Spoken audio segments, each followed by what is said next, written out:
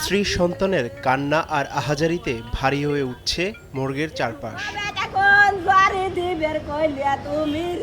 সোমবার সন্ধ্যায় 6:45টার দিকে পাবনা পৌর এলাকায় জামিয়া আশরাফিয়া মাদ্রাসায় সন্তানকে রাখতে যান হোসেন আলী। এ সময় মাদ্রাসার সামনে আগে থেকেই ওত পেতে থাকা সশস্ত্র দুর্বৃত্তরা গুলি ছড়ে হোসেন আলীকে লক্ষ্য করে।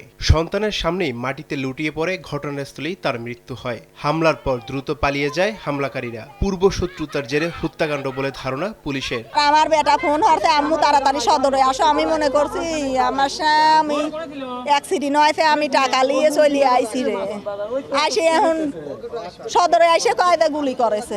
মনে তুত আসিলে আমার আব্বু মাদ্রাসার গেটে পায়েও গেছি, এসে দুইটা গুলি করে চলে যায়। তাদের দৃষ্টান্তমূলক শাস্তির ব্যবস্থা করতে হবে এবং আইন শৃঙ্খলা রক্ষাকারী বাহিনী যারা আছে তাদেরকে আরও দায়িত্বশীলতার পরিচয় দিতে হবে। অন্যদিকে বিকেল 4টার দিকে পাবনা কেন্দ্রীয় বাস টার্মিনালের পেছনে পূর্ব বিরোধের জেরে কথা কাটাকাটির এক পর্যায়ে মনিরুল ইসলাম নামে এক যুবককে ছুরিকাঘাত করা হয়। গুরুতর আহত অবস্থায় তাকে প্রথমে পাবনা জেনারেল হাসপাতালে এবং পরে রাজশাহী মেডিকেল কলেজ হাসপাতালে নেয়ার পথে তার মৃত্যু হয়।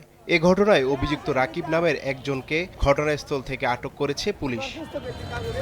দুটি ঘটনায় তদন্ত করে আইনগত ব্যবস্থা নেওয়ার আশ্বাস পুলিশের। দুইজন ছাত্র এডওয়ার্ড কলেজের, একজন সিনিয়র একজন জুনিয়র। যিনি সিনিয়র সে তার জুনিয়রকে ছুরিকাঘাত করেছে। মামলা প্রক্রিয়াধীন, মামলা হবে এবং একজন ছুরিকাঘাত করেছে, একজনই অ্যারেস্ট।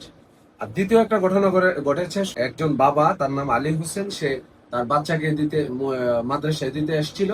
তো এখানে পূর্ব থেকে উৎপেতে থাকা কিছু দুর্বৃত্ত তাকে গুলি করেছে। এটা তদন্ত চলতেছে।